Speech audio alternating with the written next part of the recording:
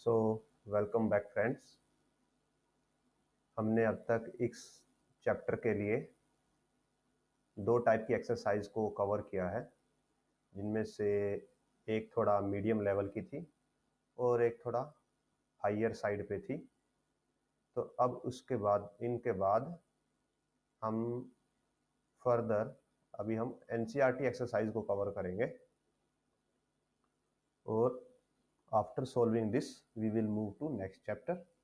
And as usual अगर आपके कुछ डाउट वगैरह हैं जो अब तक हमने कवर किया है तो आप कमेंट में पूछ सकते हैं। और अगर आपको क्वेश्चन जो हमने अब तक सोल्व किए थे वो उनका पीडीएफ चाहिए, ओनली क्वेश्चंस का, बिकॉज जो आंसर्स हैं वो हम वीडियो में ऑलरेडी आपके सामने प्रेजेंट कर चुके हैं। तो अगर आपको सिर्फ क्वेश्चंस का पीडीएफ चाहिए तो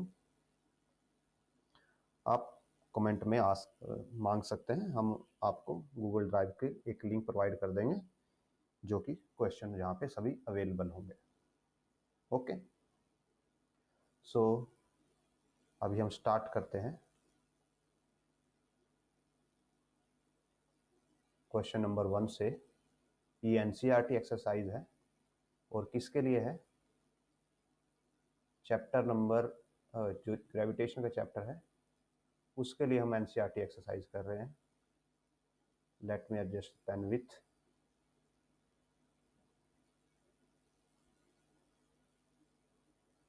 slightly.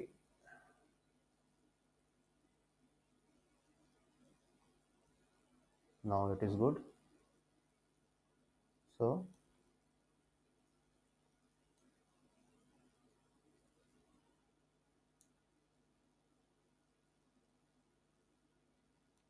let's start.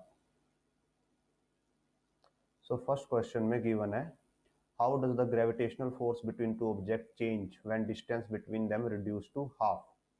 तो डिस्टेंस को हाफ कर दिया गया है तो ग्रेविटेशनल फोर्स पे क्या फर्क पड़ेगा? ऐसे क्वेश्चन हम ऑलरेडी कर चुके हैं कवर, जो हमारी प्रीवियस एक्सरसाइज हमने की है। फिर भी जस्ट फॉर सेक कन्वीनियंस या जस्ट फॉर एनसीईआरटी एक्सरसाइज हम इसको कवर करते हैं। तो फर्स्ट क्वेश्चन में सपोज कीजिए हमारे पास ये m1 मास है, ये एक दूसरा m2 मास है, इनके बीच का डिस्टेंस को हम d ले लेते हैं। तो इस केस में जो ग्रेविटेशनल फोर्स है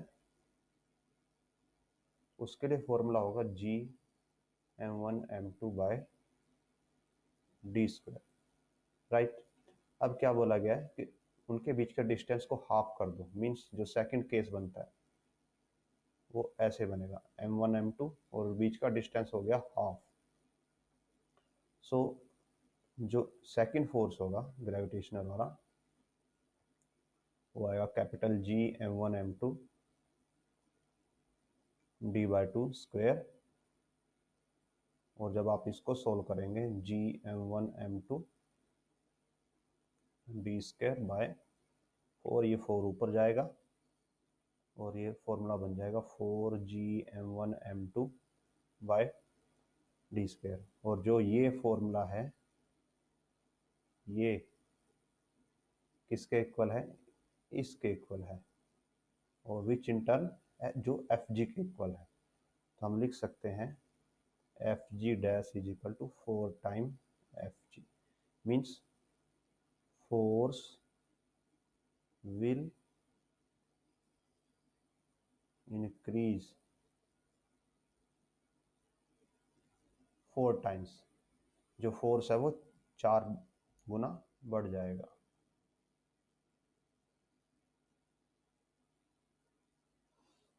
अब आते हैं सेकंड क्वेश्चन पे। Gravitational force act on all object proportional to their masses, why then heavy object does not fall faster than the lighter object. तो इसको हम थ्योरी में ऑलरेडी कवर कर चुके हैं, फिर भी हम यहाँ पे स्टार्ट करते हैं। सो यहाँ पे गिवन है कि जो ग्रेविटेशनल फोर्स है वो प्रोपोर्शनल होता है मासेस के, और हमें फोर्स का फॉर्मूला गिवन है ऑलरेडी पता है Gm1 m2 bye R square. सो अगर एक ऑब्जेक्ट है m1, दूसरा ऑब्जेक्ट है m2 और उनके बीच का डिस्टेंस है d, ठीक है, तो ये सॉरी डी स्क्वायर होगा। ओके, तो अभी क्या होता है, यहाँ पे दो फोर्सेस लगते हैं, there sorry there are two forces in total। कौन से दो फोर्सेस होंगे? पहला फोर्स होगा number 1 force by mass m1 on mass m2। m1 जो m2 पे लगाएगा, direction of this force is towards, हमने आपको बताया ऑलरेडी कि ग्रेविटेशनल फोर्स की डायरेक्शन किसकी तरफ होती है? जो उसको लगा रहा है। तो यहाँ पे कौन लगा रहा है? बाय m1 है ना, मीन्स m1 लगा रहा है, तो किसकी तरफ होगी? m1 की तरफ होगी। अभी दूसरा फोर्स, दूसरा क्या होगा? Force by mass m2 on mass m1, और इसकी डायरेक्शन क्या होगी?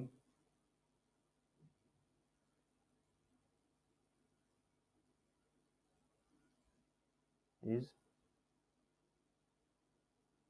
टुवर्ड्स, इसको m2 लगा रहा है तो ये इसकी डायरेक्शन m2 की तरफ होगी। सो अगर आप इसको रिप्रेजेंट करने लगे तो इस सिनेरियो को आप ऐसे रिप्रेजेंट कर सकते हैं दैट ये है m1,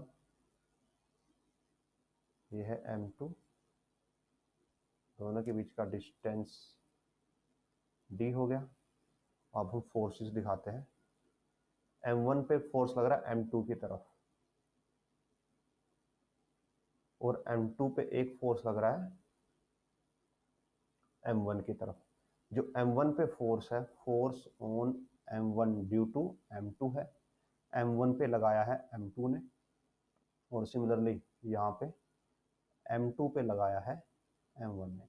ये देखिए, थोड़ा इसको ध्यान रखिएगा, ये है किस पे लगा है और किसने लगाया है, किस पे लगा है और किसने लगाया है।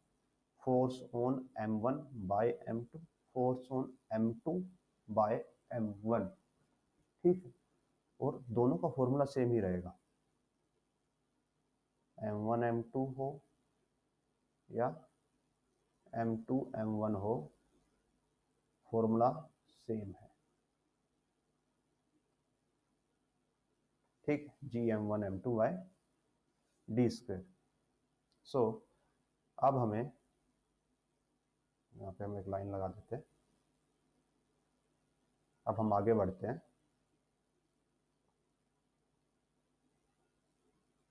If we no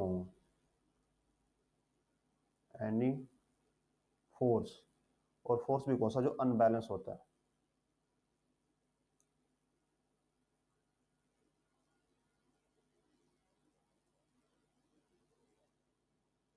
acting on body, then motion will happen। हमने फोर्स वाले चैप्टर में डिस्कस किया था कि अगर बॉडी की कंडीशन कैसी है? अनबैलेंस है। अनबैलेंस कंडीशन का मतलब होता है net force is not equal to 0। और ये नेट फोर्स कहां से आता है? नॉर्मली ये एक्सटर्नल फोर्स होता है, ठीक है। तो फोर्स आ गया, फोर्स से क्या होता है? एक्सेलरेशन, एक्सेलरेशन से क्या होती है? वेलोसिटी, एंड वेलोसिटी से क्या आता है? डिस्प्लेसमेंट। सो इसका मीनिंग क्या है? अभी यहाँ पे है जो हमने ऊपर डिस्कस किया, m1 के ऊपर भी क्या है? अनबैलेंस फोर्स है, क्योंकि m1 पे सिर्फ एक फोर्स लगा हुआ है, इसको कोई बैलेंस नहीं कर रहा। m1 पे इस तरफ कोई फोर्स नहीं है, सिर्फ एक ही साइड में फोर्स है, तो ये कैसा है? अनबैलेंस फोर्स है। सो m1 पे अनबैलेंस फोर्स है, m2 पे अनबैलेंस फोर्स है, दोनों पे अनबैलेंस फोर्स लगा हुआ। तो इससे क्या हो जाएगा,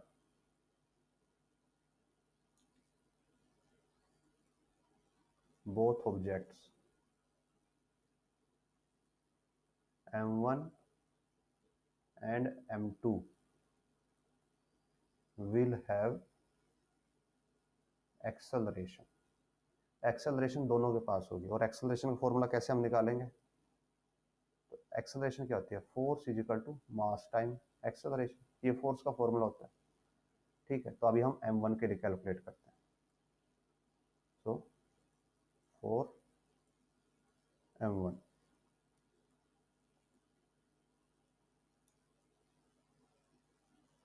तो उसके लिए जो फोर्स होगा वो हो जाएगा m1 टाइप ए, और उसी के लिए फोर्स का फॉर्मूला ये भी है, जी m1 m2 by D square. तो ये दोनों उसी पे लग रहे हैं, तो दोनों को अगर इक्वेट करें, so m1 a G m1 m2 by D square, m1 से m1 कैंसिल हो जाएगा, तो m1 के लिए एक्सेलरेशन कितना होगा, जी m2 बाय डी स्क्वायर। और अगर ऐसे ही हम m2 के लिए निकालें, 4m2, फोर्स होगा m2 ए, और फोर्स का फॉर्मूला उसके लिए वही जी m1 m2 by D square. दोनों को इक्वेट करें अगर, m2a is equal to G m1 m2 d square, तो m2 से m2 कैंसिल, और acceleration of m2 is equal to G m1 by D square. तो अब देखिए, अगर एक आप बेसिक सी चीज अंडरस्टैंड करें, दैट जो g होता है वो कांस्टेंट होता है, तो दोनों के लिए जी कांस्टेंट है, यहाँ भी जी कांस्टेंट है, यहाँ भी जी कांस्टेंट है। तो m1 का एक्सेलरेशन किस पे डिपेंड कर रहा है, m2 के मास पे, मतलब कि m1 का एक्सेलरेशन m2 के मास पे डिपेंड कर रहा है, और डिस्टेंस के स्क्वायर पे डिपेंड कर रहा है। ऐसे ही यहाँ पे m2 का एक्सेलरेशन किस पे डिपेंड कर रहा है, m1 के मास पे और डिस्टेंस के स्क्वायर पे। अब देखो, ये डिस्टेंस है, ये एक बार फिक्स हो गया तो ये भी कांस्टेंट रहेगा। इन शॉर्ट आप ऐसे बोल सकते हो दैट एक्सेलरेशन ऑफ m1 किस पे निर्भर करता है, m2 के मास पे, और एक्सेलरेशन ऑफ m2 किस पे निर्भर करता है, m1 के मास पे। नाउ अभी जो क्वेश्चन में गिवन है,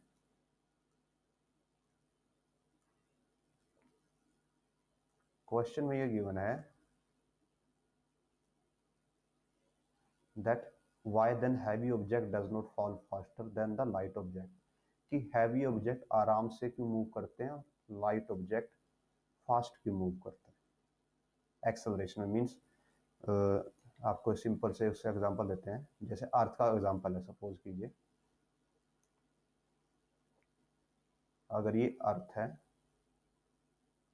ठीक है, और यहाँ पे कोई ऑब्जेक्ट है, तो जब वो ऑब्जेक्ट नीचे की अर्थ उसको भी यहाँ पे अर्थ ऑब्जेक्ट पे फोर्स लगाता है और ऑब्जेक्ट अर्थ पे फोर्स लगाता है, दोनों एक दूसरे पे इक्वल फोर्स लगाते हैं। बट आपको कभी ऐसा फील नहीं होगा कि अर्थ ऊपर की तरफ गई है, हमेशा ऑब्जेक्ट ही नीचे की तरफ आता है। तो यही क्वेश्चन में पूछा गया कि ऐसा क्यों होता है कि जब दोनों पे फोर्स इक्वल लगा तो अर्थ को भी मूव करना चाहिए था, बट मूव किसने किया, सिर्फ ऑब्जेक्ट ने।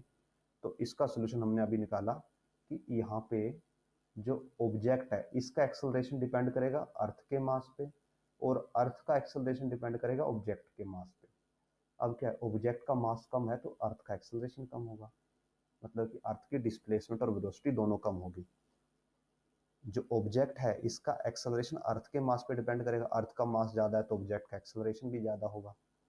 अर्थ का ऑब्जेक्ट का एक्सेलरेशन ज्यादा है तो डिस्प्लेसमेंट और वेलोसिटी भी ज्यादा होगी, इसलिए आपको सिर्फ ऑब्जेक्ट ही गिरता हुआ दिखाई देगा। सो उसी को अगर हम कंटिन्यू करें और वो केस ले लें,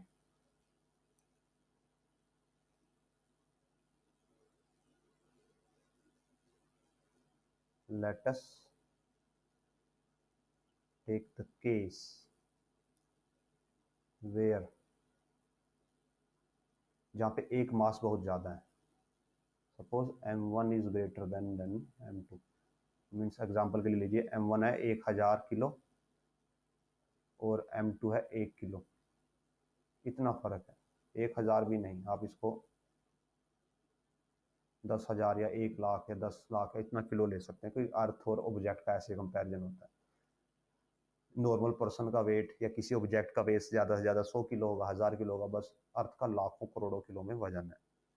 ओके, तो उस सिनेरियो में क्या हो जाएगा, हमने क्या किया, m1 को ज़्यादा माना है, तो अगर हम m1 को ज़्यादा मानते हैं तो क्या हो जाएगा, जो m2 का एक्सेलरेशन है वो तो m1 के मास पे निर्भर करता है, और m1 का एक्सेलरेशन m2 के मास पे निर्भर करता है।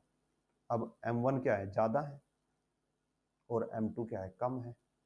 सो m2 का एक्सेलरेशन यानी कि जो लाइट वाला पार्टिकल है उसका एक्सेलरेशन बहुत ज़्यादा होगा, किससे, m1 के एक्सेलरेशन से, जो कि हैवी है, और एक्सेलरेशन ज़्यादा है तो m2 की वेलोसिटी भी ज़्यादा होगी m1 से। और ये m2 क्या है, लाइट पार्टिकल, हल्का वाला पार्टिकल, m2 क्या है, लाइट पार्टिकल, तो उसकी वेलोसिटी ज़्यादा होगी, means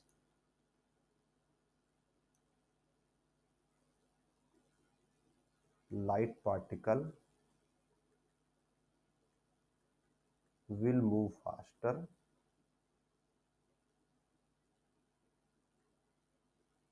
under the influence of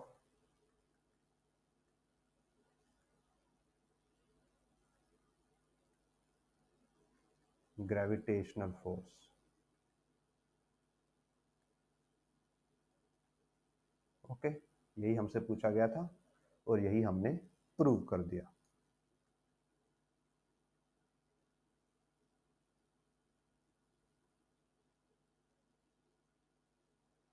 अभी हम आते हैं क्वेश्चन नंबर 3 पे।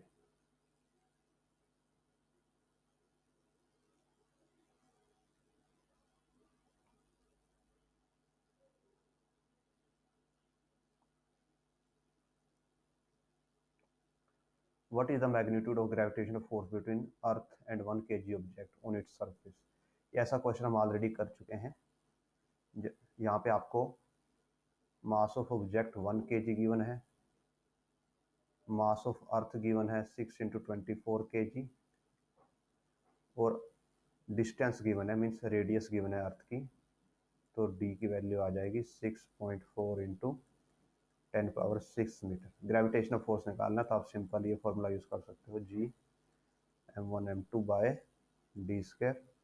जी की वैल्यू है 6.67 10⁻11, बाकी सभी वैल्यू पुट करेंगे, कैलकुलेशन करेंगे तो आप इसको सॉल्व कर देंगे।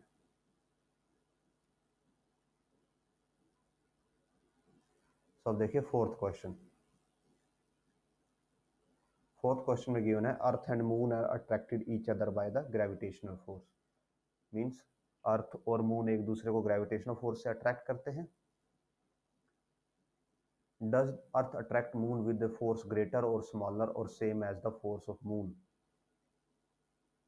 And why? बताना है कि क्या अर्थ मून पे कम फोर्स लगाती है मून के कंपैरिजन में, ज़्यादा लगाती है, कम, ज़्यादा है, बराबर, और अगर ऐसा है तो क्यों है। तो देखिए, सपोज कीजिए ये है अर्थ, ये है मून, दोनों के बीच का डिस्टेंस है d, तो जो ग्रेविटेशनल फोर्स होगा वो होगा G_m_E mass of earth mass of moon by D square. अब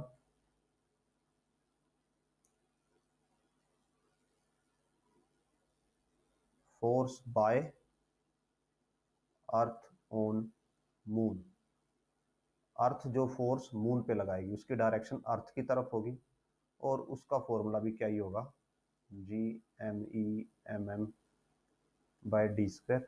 और similarly force by moon on earth, ये वो फोर्स है जो मून अर्थ पे लगाएगा और डायरेक्शन किसकी तरफ होगी, मून की तरफ होगी।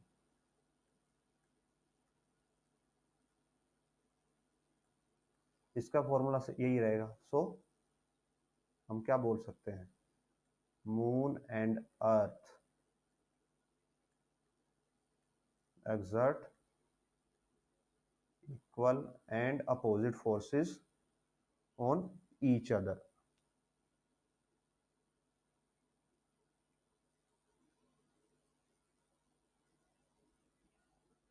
Equal and opposite forces on each other। और ऐसा क्यों है, बिकॉज जो ग्रेविटेशनल फोर्स है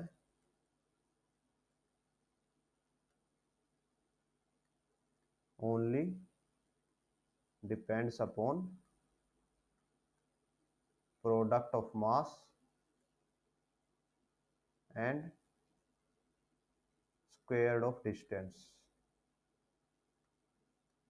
मीन्स किस पे लग रहा है, किसने लगाया है, ये फर्क नहीं पड़ता, दोनों के मास पे के प्रोडक्ट पे निर्भर करता है और बीच के डिस्टेंस पे निर्भर करता है। उसके अलावा ग्रेविटेशनल फोर्स को किसी से कोई फर्क नहीं पड़ता। ओके, सो यहाँ से ये आप बोल सकते हो कि अर्थ और मून पे लगने वाला जो फोर्स होगा वो इक्वल होगा। हाँ, एक्सेलरेशन डिफरेंट होगी।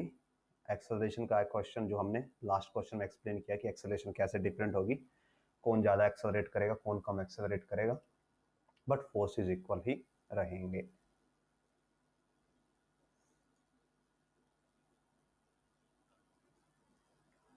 सो ये फोर्थ क्वेश्चन था। जो फिफ्थ क्वेश्चन है वो इसी से हम एक्सप्लेन कर चुके हैं ऑलरेडी। किसको, हम जो सेकंड क्वेश्चन था इसी के अंदर हम एक्सप्लेन कर चुके हैं फिफ्थ क्वेश्चन को। फिफ्थ क्वेश्चन में पूछा गया है कि जब एक दूसरे को अट्रैक्ट करते हैं तो अर्थ क्यों मूव नहीं करती मून की तरफ।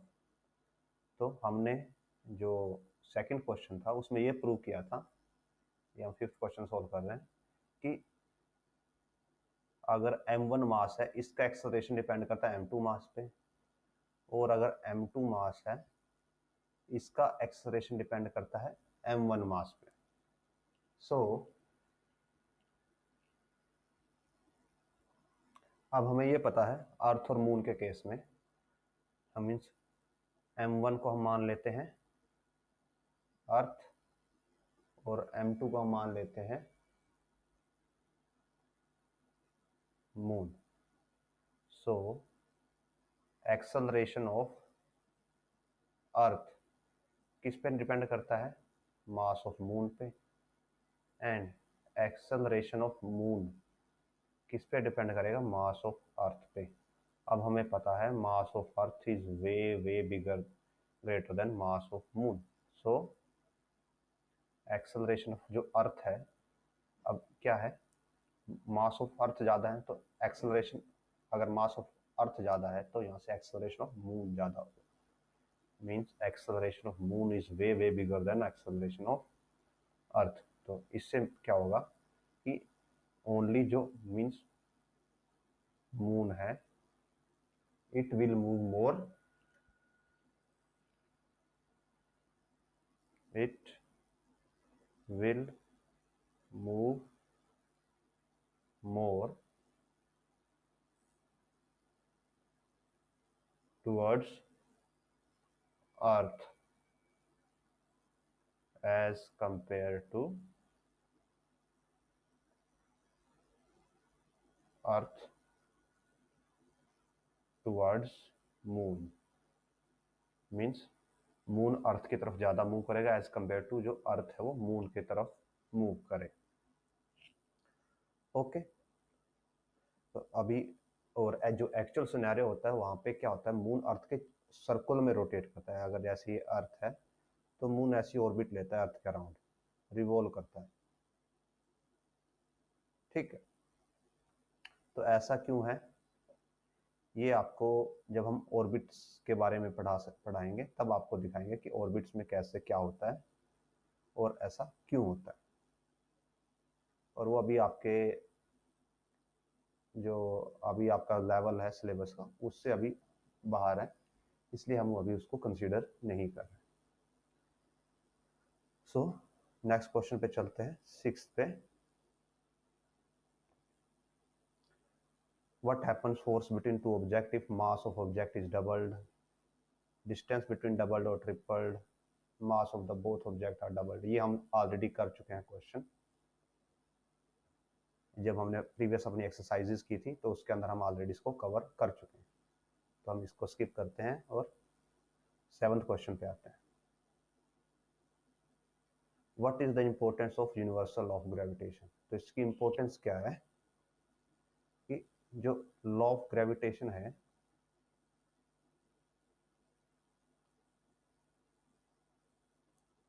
is independent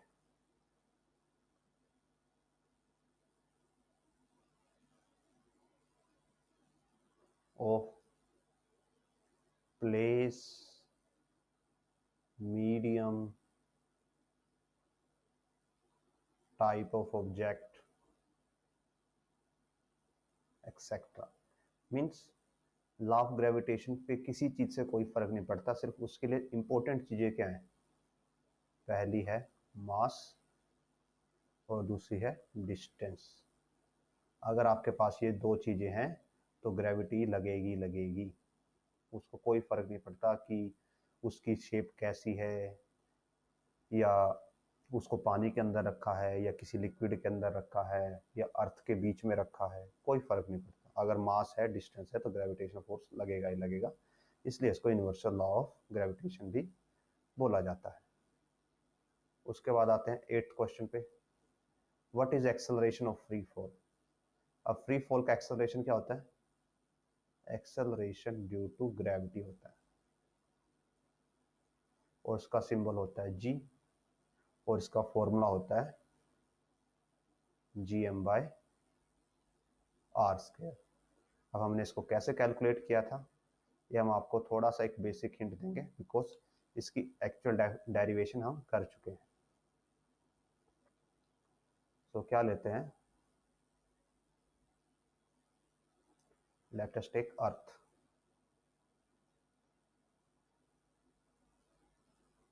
ये अर्थ हो गई, और इसके ऊपर हम कोई ऑब्जेक्ट लेते हैं, ये यहाँ पे कोई ऑब्जेक्ट है, ये अर्थ का सेंटर है। तो अर्थ के सेंटर से अर्थ के सरफेस तक जो डिफरेंस होगा उसको तो बोलते हैं रेडियस, और जो सरफेस से लेके ऑब्जेक्ट तक का डिस्टेंस होगा इसको बोला जाता है हाइट। हमारा ऑब्जेक्ट यहाँ पे हम इसको एक डिफरेंट कलर देते हैं, ये ऑब्जेक्ट है, ठीक। तो सेंटर से सरफेस तक ये तो हो गया रेडियस, और सरफेस से लेके ऑब्जेक्ट तक ये होगी हाइट, ठीक है। सपोज ऑब्जेक्ट का मास है mo, अर्थ का मास है me, ठीक है। तो फोर्स कितना हो जाएगा ग्रेविटेशनल का, g mass of earth, mass of object, और टोटल डिस्टेंस d कितना होगा r+h का स्क्वायर। ओके, अब हमें ये पता है, अब यही फोर्स क्या होगा, F is the force exerted by earth on object and also by object on the earth। Means इतना ही फोर्स ऑब्जेक्ट अर्थ पे लगाएगा और अर्थ ऑब्जेक्ट पे लगाएगी। तो अभी सिर्फ हम ऑब्जेक्ट के लिए सोल्व करते हैं। सो हमारे पास फोर्स का फॉर्मूला होता है मास इनटू एक्सेलरेशन, ये फॉर्मूला होता है। अगर इसको हम ऑब्जेक्ट पे लगाएं तो क्या हो जाएगा, force is equal to object के लिए mass of object into acceleration of object. और ऑब्जेक्ट के लिए फोर्स का फॉर्मूला ये भी है जो हमने अभी कैलकुलेट किया, G mass of earth mass of object R plus H का स्क्वायर। अगर दोनों को इक्वेट कर दें हम और सोल्व करना स्टार्ट करें, mass of object into acceleration is equal to G M E M O R plus H square. M O से एम ओ कैंसिल हो जाएगा और एक्सेलरेशन की वैल्यू आएगी G M E R plus H square. अभी क्या करते हैं, यहाँ से आर को कॉमन लेते हैं,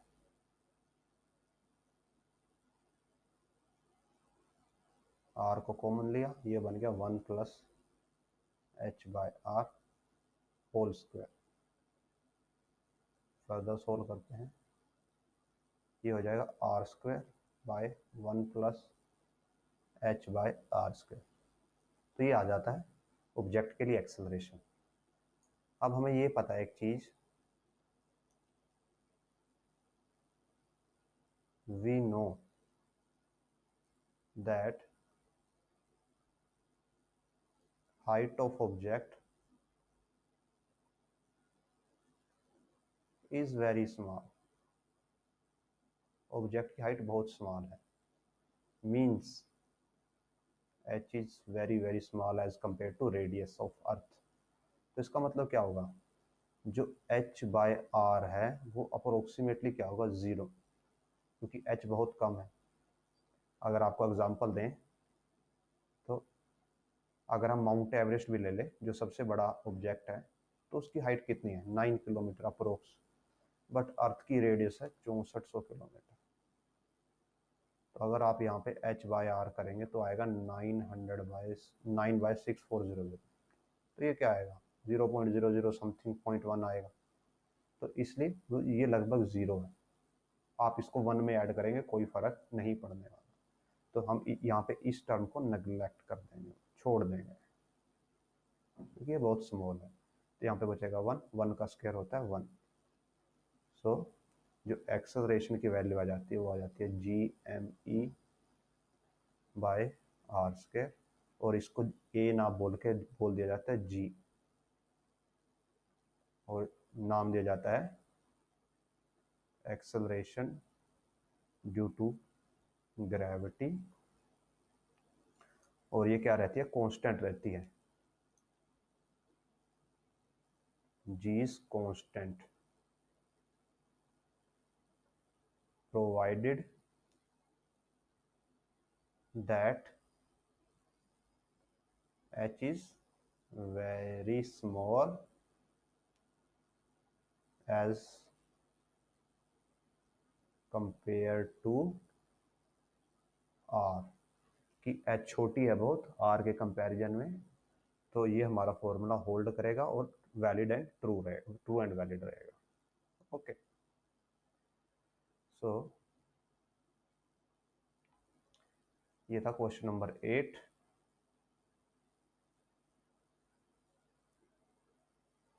अब आते हैं क्वेश्चन नंबर 9 पे। सो 9 है, what do we call the gravitational force between earth and an object. Earth और ऑब्जेक्ट के बीच में लगने वाला ग्रेविटेशनल फोर्स को हम क्या बोलते हैं। अगर ये कोई ऑब्जेक्ट है जिसका मास है MO, तो अर्थ उस पर जो फोर्स लगाएगी वो होगा MO into G, because acceleration to gravity G होती है। तो इसको क्या बोला जाता है, वेट। इसमें मेजर करते हैं न्यूटन में। ओके, अब आते हैं हम क्वेश्चन नंबर 10 पे।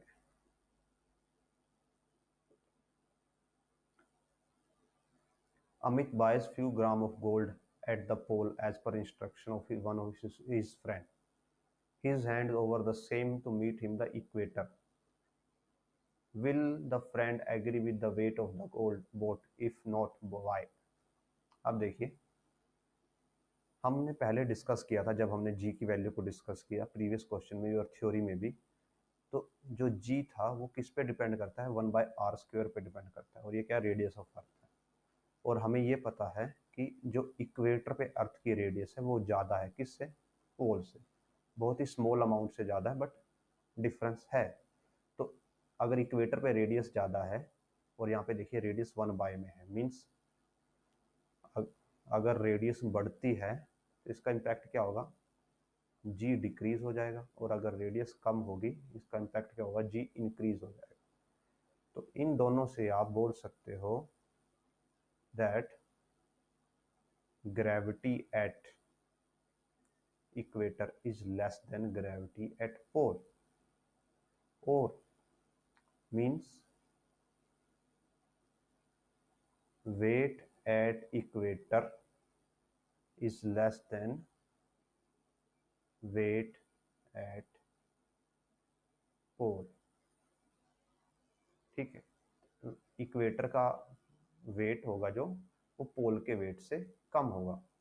मीन्स अगर कोई चीज़ पोल पे 1 किलोग्राम की है तो वो इक्वेटर पे जाके 1 किलोग्राम की नहीं होगी, वो सपोज 998 ग्राम की हो जाएगी या 999 ग्राम की हो जाएगी।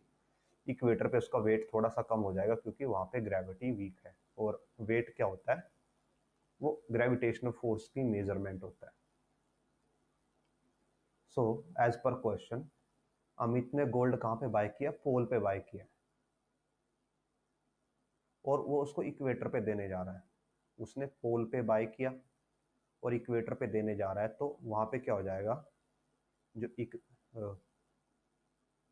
Wait at equator will reduce, weight equator पे रिड्यूस हो जाएगा। ठीक है, बट ये भी डिपेंड करता है कि जो वेट रिड्यूस हुआ आप उसको मेजर कैसे करते हो। देखिए, सपोज कीजिए कि जब आपने इक्वेटर पे सॉरी पोल पे आपने वेट को, गोल्ड को परचेज कर लिया और आप उसको इक्वेटर पे मेजर करते हो, तो वेट को मेजर करने के तरीके क्या होते हैं कि आप क्या करते हो, एक ऐसा वो लेते हो, तराजू लेते हो। ठीक है, वो ऐसा तराजू है जिसकी 2 साइड है और ये पोल पे है। ठीक है, आपने क्या रखा, यहाँ पे कुछ गोल्ड रख दिया, सपोज 1 ग्राम। ठीक है, और इस साइड 1 ग्राम का क्या था, वेट रखा हुआ था। ये 1 ग्राम का एक स्टैंडर्ड वेट था जो वहां पे रखा हुआ था, 1 ग्राम स्टैंडर्ड वेट। ठीक है, आपने इन दोनों को पोल पे मेजर किया कि दोनों बराबर हैं, और वहां से आपको पता लग गया कि ये आपने जो गोल्ड खरीदा वो 1 ग्राम। ओके, अब आप क्या करते हैं, इक्वेटर पे आते हो। तो जब आप इक्वेटर पे आओगे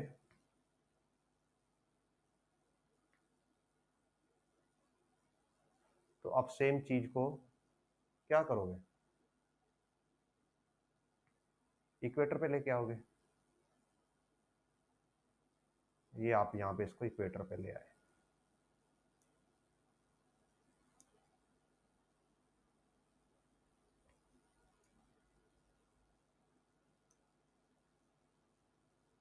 ये आप आ गए इक्वेटर पे। ठीक है, अब आपको पता है कि जो ये 1 ग्राम है इस पे क्या हो गया, ग्रेविटी इक्वेटर पे कम है, तो इस 1 ग्राम का वेट रिड्यूस हो गया। सपोज ये हो गया 0.99 ग्राम हो गया इसका एक्चुअल वेट।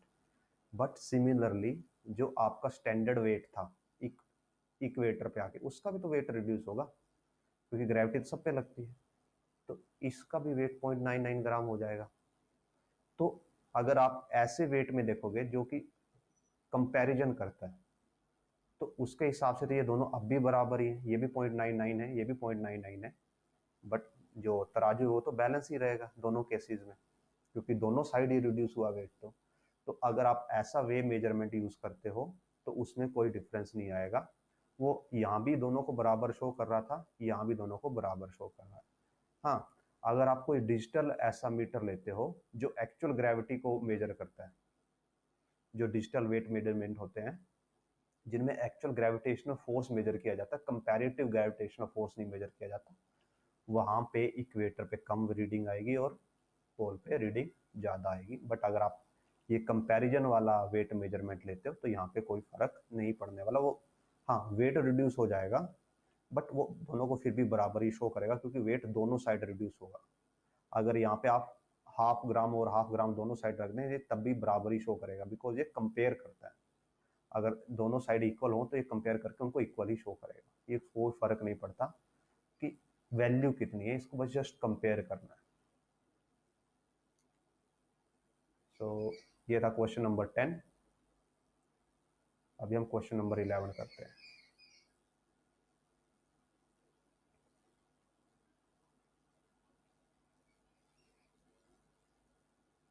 11th क्वेश्चन है, why will a sheet of paper fall slower than one is crumbled into ball? Means ये आपके पास एक पेपर की शीट है,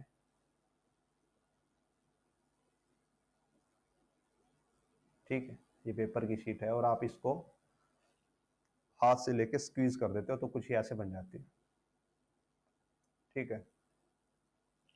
तो दोनों को आप एक ही हाइट से ड्रॉप करते हो, ये ग्राउंड है। तो आपको पता है बाय प्रैक्टिकल एक्सपीरियंस कि इसको टाइम ज़्यादा लगेगा और ये जल्दी नीचे गिरेगी। तो क्वेश्चन पूछा गया कि ऐसा क्यों होता है, ऐसा किसकी वजह से होता है? Due to air resistance. जब कोई ऑब्जेक्ट एयर से नीचे जाता है तो एयर उस पर अपोजिट फोर्स लगाती है। जैसे क्या था, जैसे हमने लिक्विड्स में डिस्कस किया था कि सपोज कीजिए एक कंटेनर है और जब इसमें कोई सॉलिड ऑब्जेक्ट नीचे की तरफ जाएगा तो लिक्विड उस पर क्या लगाता था? ऊपर की तरफ फोर्स लगाता था, अप थ्रस्ट, या जिसको बायोन्सी बोलते थे। ऐसे ही एयर भी बायोन्सी या अप थ्रस्ट लगाती है, उसको आप एयर रेजिस्टेंस भी बोल देते हो, बायोन्सी बोल देते हो या अप थ्रस्ट बोल देते हो। अब वो डिपेंड करती है सरफेस एरिया पे कि किसका ज़्यादा एरिया है। अब जो शीट है उसका एरिया ज़्यादा है तो उस पर अप थ्रस्ट ज़्यादा लगेगा एज कम्पेयर टू अगर आप उस शीट को एक छोटे से उसको क्रम्बल करके स्क्वीज करके एक छोटे सी बोल बना दो, तो इस पे लगने वाला जो अपवर्ड फोर्स है वो ज़्यादा होगा और इस पे लगने वाला कम होगा। अब इस पे डाउन ऊपर का फोर्स ज़्यादा है, अब वेट दोनों का बराबर है, डाउनवर्ड फोर्स दोनों के लिए इक्वल है, ग्रेविटी का फोर्स। तो इस पे ऊपर का कम है तो इस पे नेट फोर्स ज़्यादा हो जाएगा। जो शीट है इस पे भी मास, इसका भी मास उतना ही, इसका भी मास उतना ही, तो दोनों का डाउनवर्ड फोर्स तो सेम है, बट अप थ्रस्ट इस पे कम है, इस पे अप थ्रस्ट ज़्यादा है, तो इसका डाउनवर्ड फोर्स ज़्यादा होगा, इसका डाउनवर्ड फोर्स कम होगा, तो ये जल्दी नीचे आएगा एज कम्पेयर टू जो शीट है उसके कंपैरिजन में। तो ये रीज़न है, और रीज़न है एयर रेजिस्टेंस बोल लीजिए, आप थ्रस्ट बोल लीजिए और बॉयंसी बोल लीजिए। ये कौन लगाएगा? एयर लगाएगी, जिसकी वजह से जो नेट फोर्स है शीट पे कम होगा, जो क्रम्बल्ड पेपर है इस पे ज़्यादा होगा ग्रेविटी का, और वो जल्दी नीचे आएगा। 12th क्वेश्चन पे आते हैं।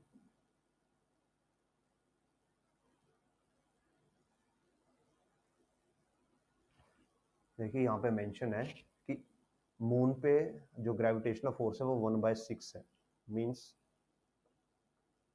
Gravity on moon is equal to 1/6 of the gravity of अर्थ।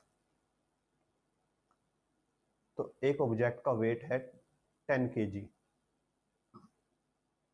ठीक है, तो उसका अर्थ ये मून पे है उसका वेट, तो अगर ये हमारे पास ग्रेविटी का रिलेशन है, तो अगर इन दोनों को हम m से मल्टीप्लाई कर दें, m mass of object into gravity of moon is equal to mass of object gravity of earth by 6, तो ये क्या हो जाता है, मास इनटू ग्रेविटी।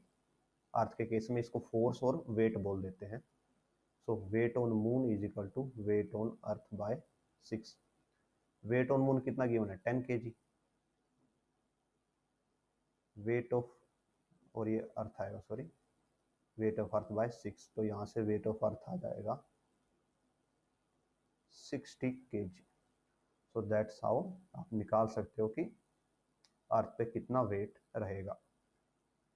अगर सपोज कीजिए यहाँ पे गिवन होता कि वेट ऑन अर्थ है 120 kg, तो वेट ऑन मून कैलकुलेट करो, तो वेट ऑन मून आ जाता 120/6 इक्वल टू 20 kg। सो यहाँ तक आपके एनसीईआरटी के हम अप टू 12th क्वेश्चन तक हमने कवर कर लिए हैं। इस वीडियो से रिलेटेड अगर आपकी कोई भी अंडरस्टैंडिंग में प्रॉब्लम हो तो प्लीज़ कमेंट कीजिएगा। एंड अगर इससे वीडियो से आपको हेल्प मिली हो तो please like share and subscribe, और जो रिमेनिंग क्वेश्चन है हम नेक्स्ट वीडियो में कवर करेंगे।